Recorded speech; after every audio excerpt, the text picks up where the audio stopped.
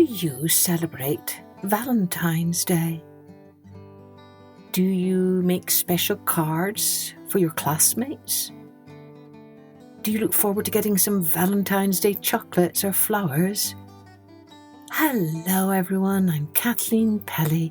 Welcome to Journey with Story.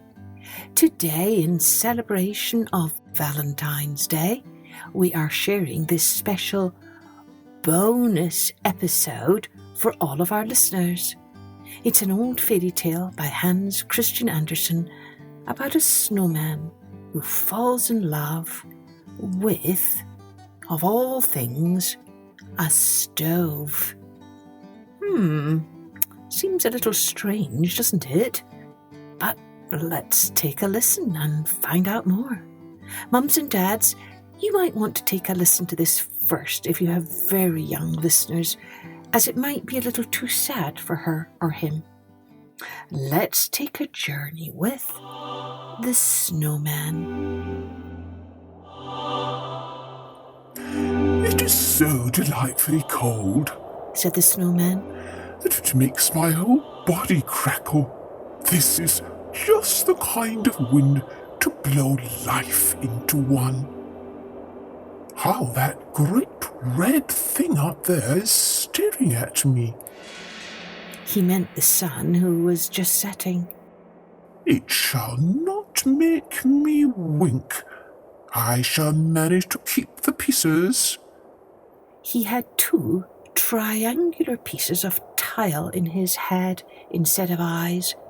His mouth was made of an old broken rake and was, of course, furnished with teeth. He had been brought into existence amidst the joyous shouts of boys, the jingling of sleigh bells, and the slashing of whips. The sun went down, and the full moon rose, large, round, and clear, shining in the deep blue. There it comes again from the other side, said the snowman, who supposed the sun was showing himself once more. I have cured him of staring, though. Now he may hang up there and shine, that I may see myself. If I only knew how to manage to move away from this place. I should so like to move. If I could, I would slide along yonder on the ice, as I have seen the boys do. But I don't understand how. I don't even know how to run. Away, away, barked the old yard dog. He was quite hoarse and could not pronounce bow wow properly. He had once been an indoor dog and lay by the fire, and he had been hoarse ever since. The sun will make you run some day. I saw him last winter make your predecessor run, and his predecessor before him. Away, away, they all have to go. I don't understand you, comrade, said the snowman. Is that thing up yonder to teach me to run? I saw it running itself a little while ago, and now it has come creeping up from the other side. You know nothing at all, replied the yard dog. But then you've only lately been patched up. What you see yonder is the moon, and the one before it was the sun. It will come again tomorrow, and most likely teach you to run down into the ditch by the well. For I think the weather is going to change. I can feel such pricks and stabs in my left leg. I am sure there's going to be a change. I don't understand him, said the snowman to himself. But I have a feeling that he is talking of something very disagreeable. The one who stared so just now, and whom he calls the sun, is not my friend. I can feel that too. Away, away, barked the yard dog, and then he turned round 3 times and crept into his kennel to sleep. There was really a change in the weather. Towards morning, a thick fog covered the whole country round, and a keen wind arose, so that the cold seemed to freeze one's bones. But when the sun rose, the sight was splendid. Trees and bushes were covered with white hoar frost and looked like a forest of white coral, while on every twig glittered frozen dewdrops. The many delicate forms, concealed in summer by luxuriant foliage, were now clearly defined and looked like glittering lacework. From every twig glistened a white radiance. The birch, waving in the wind, looked full of life, like trees in summer, and its appearance was wondrously beautiful. And where the sun shone, how everything glittered and sparkled, as if diamond dust had been strewn about, while the snowy carpet of the earth appeared as if covered with diamonds, from which countless lights gleamed, whiter than even the snow itself. "Oh, this is really beautiful," said a young girl who had come into the garden with a young man, and they both stood still near the snowman and contemplated the glittering scene. "Oh, summer cannot show a more beautiful sight," she exclaimed, while her eyes sparkled. "And we can't have such a fellow as this in the summer-time," replied the young man, pointing to the snowman. "He is capital." The girl laughed and nodded at the snowman, and then tripped away over the snow with her friend. The snow creaked and crackled beneath her feet, as if she had been treading on starch. "Who are these two?" asked the snowman of the yard dog. "You have been here longer than I have. Do you know them?"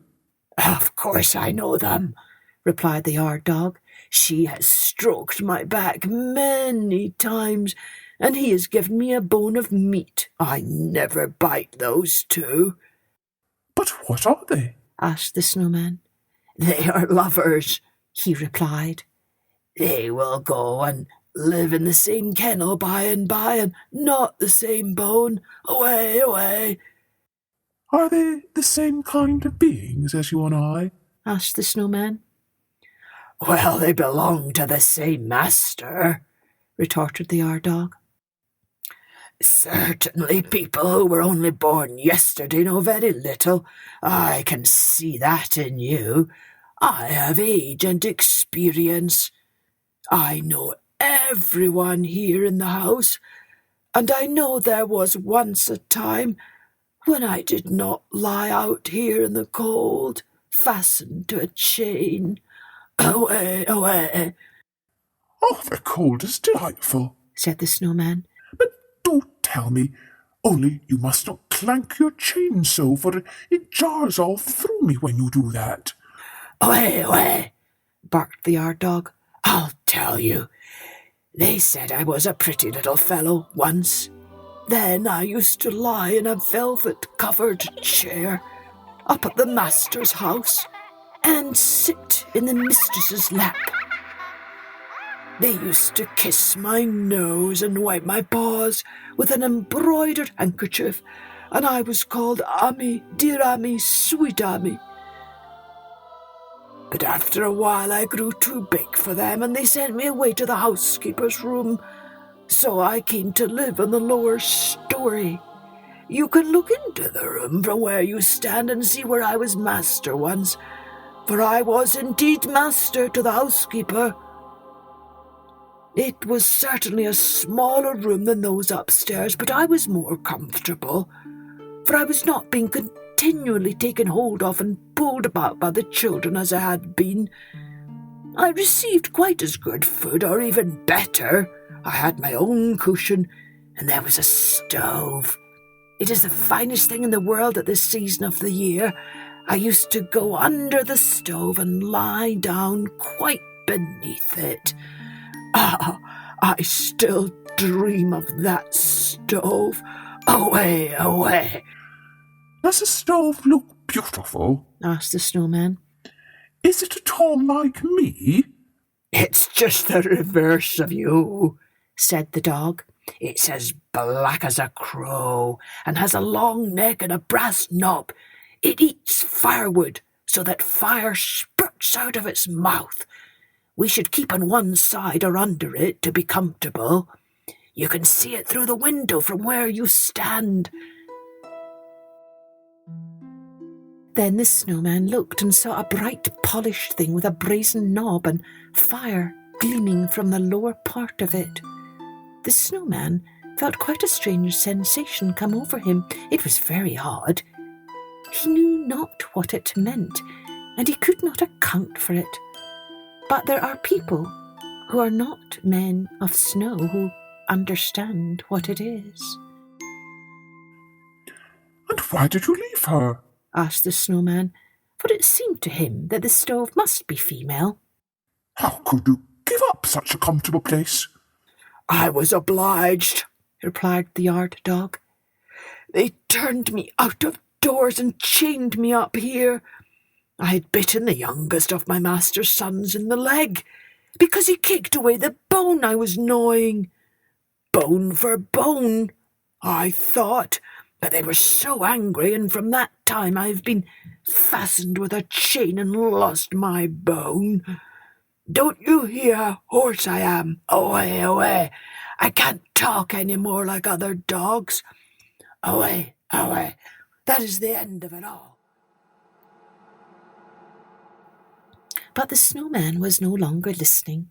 He was looking into the housekeeper's room on the lower story, where the stove stood on its 4 iron legs, looking about the same size as the snowman himself. "What a strange crackling I feel within me," he said. "Shall I ever get in there? It is an innocent wish, and innocent wishes are sure to be fulfilled. I must go in there and lean against her, even if I have to break the window." "You must never go in there," said the yard dog, "for if you approach the stove, you'll melt. Away, away!" "I might as well go," said the snowman, "for I think I am breaking up as it is." During the whole day, the snowman stood looking in through the window, and in the twilight hour, the room became still more inviting, for from the stove came a gentle glow, not like the sun or the moon. No, only the bright light which gleams from a stove when it has been well fed. When the door of the stove was opened, the flames darted out of its mouth. This is customary with all stoves. The light of the flames fell directly on the face and breast of the snowman with a ruddy gleam. "I can endure it no longer," said he. "How beautiful it looks when it stretches out its tongue." The night was long, but did not appear so to the snowman, who stood there, enjoying his own reflections and crackling with the cold. In the morning, the window panes of the housekeeper's room were covered with ice. They were the most beautiful ice flowers any snowman could desire, but they concealed the stove. These window panes would not thaw, and he could see nothing of the stove, which he pictured to himself as if it had been a lovely human being. The snow crackled and the wind whistled around him. It was just the kind of frosty weather a snowman might thoroughly enjoy. But he did not enjoy it. How, indeed, could he enjoy anything when he was stove sick? "That is a terrible disease for a snowman," said the yard dog.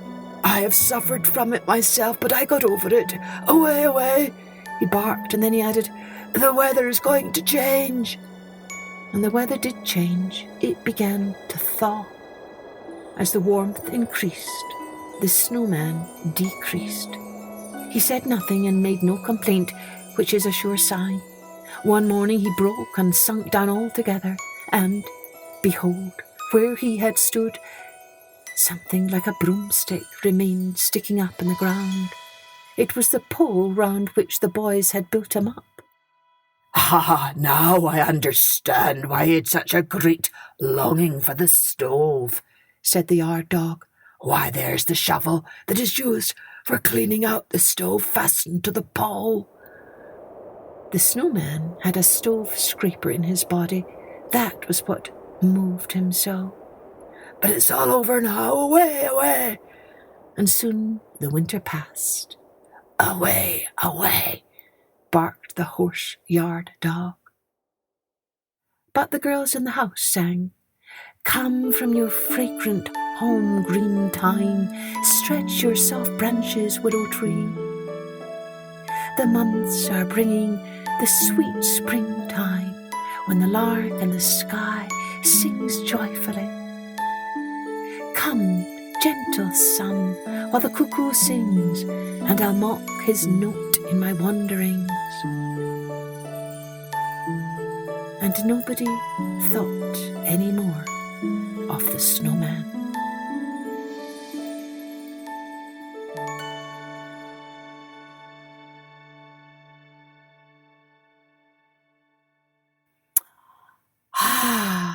So, do you see why the snowman had such a fondness for the stove? Yes, partly because he was made up from the stove, from the shovel that was used to clean the stove. It was a rather sad story, wasn't it? But if you think about the story's souvenir, maybe it can leave us with a little dollop of hope too. What do you think this souvenir is? Yes, I think it might have something to do with accepting that many beautiful things in our world, such as the snow of winter, the snowman, or the sweet roses of summer, are only with us for a little while, and then they melt away or they fade away. But there will always be another winter or another summer to look forward to. And so it's always good to bask in the beauty of the moment and what we love today. Wishing you all a very happy Valentine's Day, surrounded by all of your loved ones and basking in the beauty of our world. Cheerio then. Join me next time for Journey with Story.